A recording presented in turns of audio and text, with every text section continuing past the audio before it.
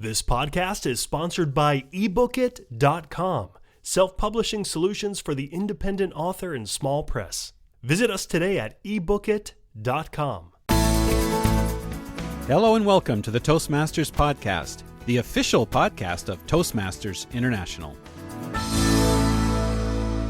Hello everybody, my name is Greg Gazin. And I'm Ryan Levesque. Ryan, this day's finally here. Yes, it is. It is Greg's first episode as an official host of the podcast. Congratulations, my friend. You passed the audition. Thanks, Ryan. And I guess this is my initiation. You're referring to the 6 a.m. wake-up call? Yes, I am, Ryan, but it's worth it, especially knowing who we're speaking to today. And on that note, why don't we just get started and please do the honors. Tell everyone, who is our special guest today? Our guest today is joining us from Sri Lanka. He's a speaker and trainer, a human resource development specialist who consults in both the private and public sectors. And he is, of course, the 2014 World Champion of Public Speaking, Mr. Dananjaya Hettiarachchi. Welcome to the Toastmasters Podcast. Welcome. Ryan, Greg, it's a pleasure to be on board, guys. Great to have you with us this morning, Dan. Well, it's morning here, but it's evening, and you're a part of the world in Sri Lanka. That's right. It's a pleasure. It's a pleasure. Great. So, Dan, to kick us off here, can you tell us and your listeners a little bit about who you are and how long you've been involved with Toastmasters? So I've been involved in Toastmasters for about 11 years. I started somewhere in 2004, 2005. That's when the movement in Sri Lanka was actually starting to spread.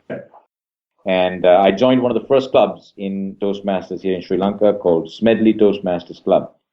Toastmasters in Sri Lanka is not something new. We've had Toastmasters here for about 30 years, but for about 30 years it was just one club. But then somewhere around 2005, 2004, things started to change.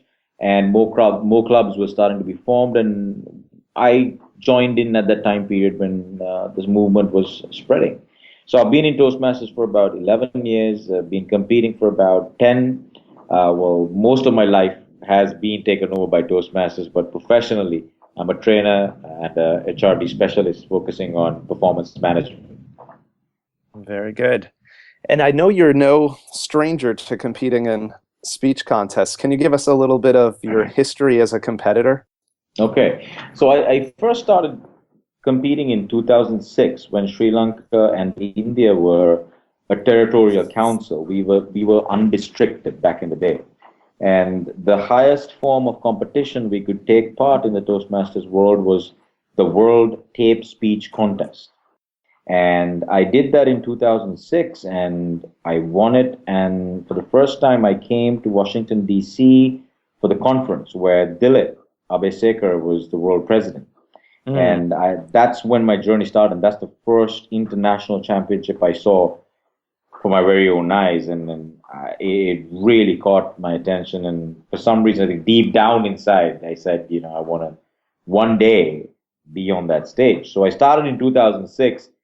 But up until 2011, I was always getting knocked out at like a district level. See, our district is a part of Sri Lanka and India. So there were competitors from two countries and great speakers all around. So it was only in 2011 that I qualified from my district to go to the convention in Las Vegas for the first time for the semis. And then in 2012, I came to the semis, and 2013, I came to the semis and got placed second, and I lost to the world champion in 2013. The world champion, Vasilev, was in my semifinal. So I lost to him and I came in second. And then this year was the fourth year on the semifinal stage. So that's been my journey so far. In 10 years, you reached the semifinals 4 times. I think correct. I think by this time, most people would have given up. What did you do and what did you say to yourself to keep yourself going? Well, as I told in a couple of interviews before as well, I think I said, I wanted to give up. I mean, it was something that was really heavy. It took a lot of investment, both in terms of time and money.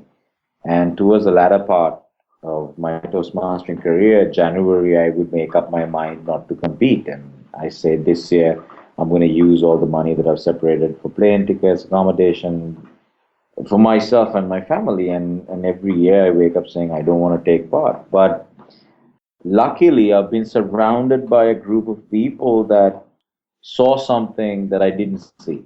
And they always, pushed me to take part. And there are a few people in my life that I don't say no to. And Arunachalam Balaraj is one of them. He's been my mentor now, the second vice president of Toastmasters. And we started our Toastmasters journey way back when I joined Smedley Toastmasters in 2004, 2005. So we've both grown tremendously together, and he's someone that I don't say no to. And he gives me a call 1 month, maybe a couple of months before the contest, and suddenly says, "You have to take part." And I don't say no to I don't say no to him. So I force myself to push myself through the club contest, area contest again, and then suddenly halfway through the division, district, the self motivation starts to kick in. But I purely took part because the people in my life just pushed me to do it. Wow. I mean, your speech is titled, "I See Something in You." And Yeah. to me, it's a very powerful and it's a serious message. But Right. yet, at the same time, you had the audiences laughing, especially each time that you recalled your tagline. Yeah. So what I'm wondering is, was that humor intentional? It was very intentional. See, the first cut of the speech that I did, the "I See Something in You" speech, I did it 1 year earlier as a TEDx conference speech, which was 20 minutes. Now, in that speech, that was the first version of that speech, and it got a really great, applause, and it was accepted, and it really created a buzz. The speech created a buzz, and I wanted to convert this into a 5-minute speech for the World Championship, but it took me a year to get that 20 minutes into 5 minutes. So I knew the laughter was going to come because I've already tried this speech out a year ago. But the biggest challenge that I had was bringing that 20 minutes into 5 minutes. So I knew exactly how the audience was going to react. Well, obviously you were able to do that, but my question related to this is that did you feel that you'd run the risk of the laughter taking away from the seriousness of the message? Not really. There is two types of humor for me, and the first type of humor is the humor that we just laugh and then forget about it. But there is also a type of humor that also reflects the seriousness of a message. Sometimes you are so inspired, the only reaction that you have is just to laugh and smile. And this was a speech that I've come across of that nature. Sometimes, even when I look at my own recording, I kind of try to figure out how stupendous this line was and how it kind of came to me. That sometimes in life you hear things that are so simple yet inspirational. Your only reaction is to laugh. Dan, you talked a little bit about how you wrote your speech a year prior and had to work to whittle it down to the time limits. But I wonder if you could peel back the curtain and give us a behind-the-scenes look at some of the preparation that went into this process, both of writing the speech and preparing to deliver it. Right. So how I started was, I think in if I'm not mistaken, the year was 2011. 2011 or 2010, one of the 2 years, I met Craig Valentine. Craig Valentine came to Sri Lanka, Yes, did a session for us, and he really drove home the message of having a message in your speech.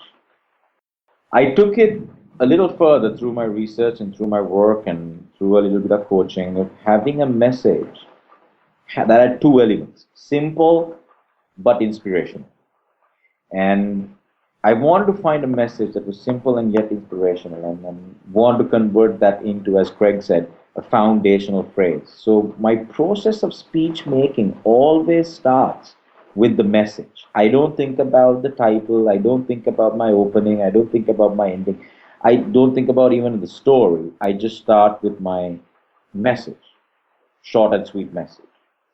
And what I do is once I figured out my message, then I decide where I want the audience to exactly recall the message. So something I do is I have like a 3-point reference in my speech, minimum, where I get the audience to run the phrase or run the message at least 3 times, so at least 3 times in the speech. And once I have those 3 points identified, then I wrap the speech with stories, anecdotes, layers, and then at the end, work on the opening and the ending simultaneously so that I make sure that there is a connection between the opening and ending, creating a circular approach to the speech as opposed to a linear approach.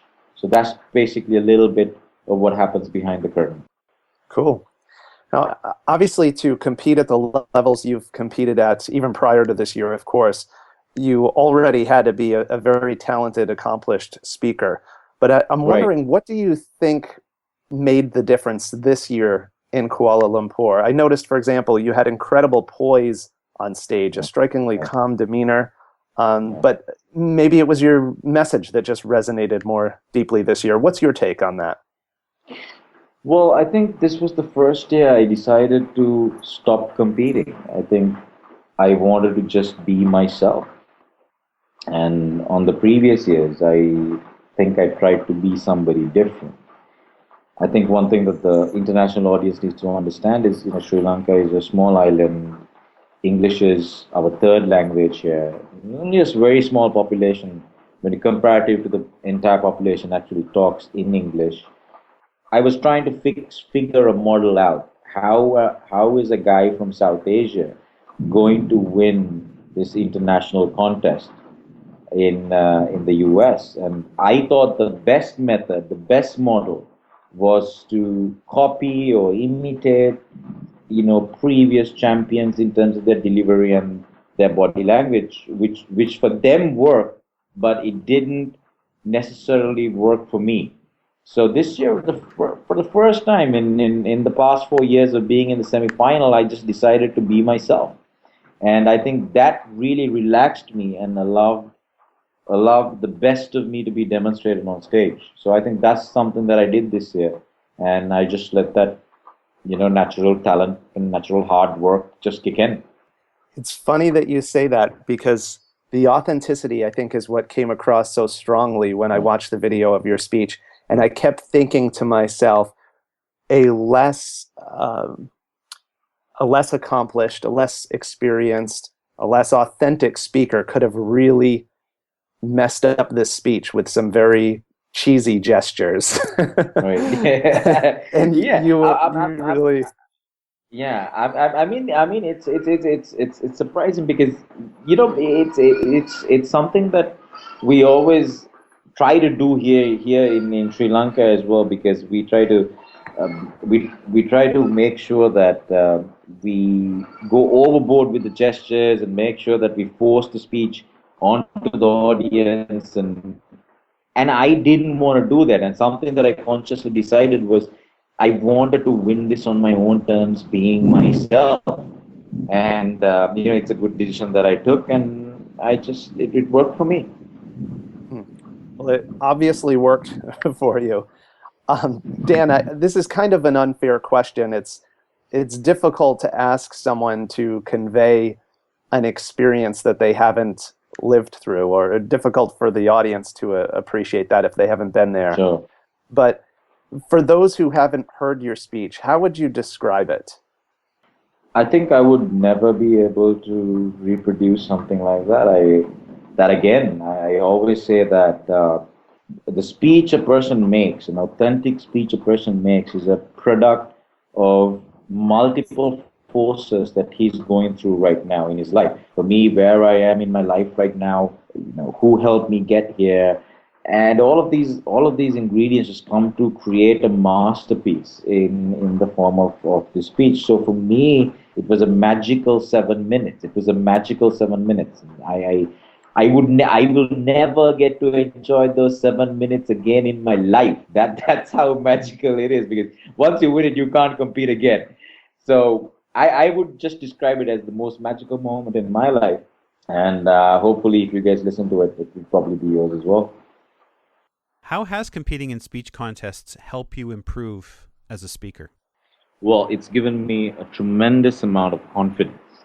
I think that has permeated to all parts of my life, not only communicating from stage, but also as a interpersonal communicator. It's made me an absolutely a better communicator all around. So I think if I could pin it down and tell you one thing, it would be the amount of confidence that I've gained. Speaking in different countries, speaking in different regions, speaking to multiple audiences, large numbers of audiences, has really increased my confidence and has made me a better communicator than what I was before. I thoroughly enjoyed the speech. And what advice would you give someone like me who might be thinking of competing? I think it would be one of the best things that you would do in terms of communication, in terms of growing your Toastmastering career, for two reasons. Now, number one, it will give you a massive exposure that otherwise you would not get in a club environment. And number two, you get to meet great people along this journey. And I've had this amazing opportunity to interact with Darren LaCroix, Dilip Abeysekera, Craig Valentine, and all of these great people who suddenly, when they know you're competing and there's parachuting, and say, all right, I'll help you out, let's work together. And that really gives you knowledge and experience and some techniques that you might otherwise not learn from the manuals that we have in Toastmasters. So competitive speaking will give you maybe 15 to 20% more than what you would get if you don't compete. So it's going to be a great experience if you do decide to compete. Well, that's great. Thank you for that. Nice. Dan, I know it hasn't been very long since you won the World Championship here in Kuala Lumpur, but how has life changed so far? I think I feel more responsible now. You know, back in the day, before winning the World Championship, I could say whatever I want and do whatever I want. now I have to, I have to think twice about what I say, how I say, because even if you speak for 2 minutes, everybody expects magic to just flow out of you. And that's a bit of a pressure, but it's something that I've been getting ready for the past 10 years. So I know how to get ready for it. So one way my life has changed is the expectations went up a notch. But because the expectations went up, I am now also gearing myself up to meet those expectations. So in essence, though I have won the World Championship, this is a whole new arena. And I have gone back to the beginning again. And I have to now relearn this new path. So what does that mean you're going to be doing looking forward into the next year as the world champ? I want to kickstart my speaking career and create a market for speakers here in Asia. Because unlike in the US and Europe, motivational speaking is not, it doesn't have a huge market space in Asia. But there are a lot of countries here in this side of the world that has a tremendous dearth in access to inspiration and motivation. I want to start traveling around in the region, speaking in different forums, kids in universities especially, just helping them have access to that inspiration that can probably give them that little push that is needed to follow their dreams and follow after their visions of success. So my aspirations this year is to travel as much as possible, speak to many audiences as possible, and really generate enough momentum to take me into the next 5 to 10 years as a motivational and inspirational speaker. So you've only just begun. Only began. I'm back to square zero. I'm back to square. Well, I was back to square one, and I've got to relearn. Now. And as I think the famous management guru Alvin Toffler said, right? I have to now unlearn and learn again and relearn. It's not about now being a world champion. Now it's being about a professional speaker, a professional coach. It's a new skill set. a new skill set, which I have to learn again and master it. And that's the plan. Sounds good. We certainly wish you every success as your journey continues here, Dan. We Thank you appreciate very you much. We appreciate you joining us on the show today. We give you our congratulations on your victory. Your speech was absolutely brilliant. Where can our listeners go to learn more about you and kind of keep in touch with what you're up to? Sure. Well, the best place to visit is my page on Facebook, which is my name. Now, that's a little complicated. It's Dananjaya Hettiarachchi. That's Dananjaya space Hettiarachchi. Everything I do will be uploaded on my page, and it's the best way to get in touch with me and get connected with me. Excellent. Well, we look forward to following your progress, and thanks again for joining us on the show today, Dan. Yeah, thank you very much, Absolute Dan. pleasure, guys. And thank you so much for having me. I've had a great time with you guys. It was our pleasure, and it was certainly worth waking up early for. Thank you very much. Thank you very much. Bye-bye. All the best, Dan. All right. Bye-bye. Take care.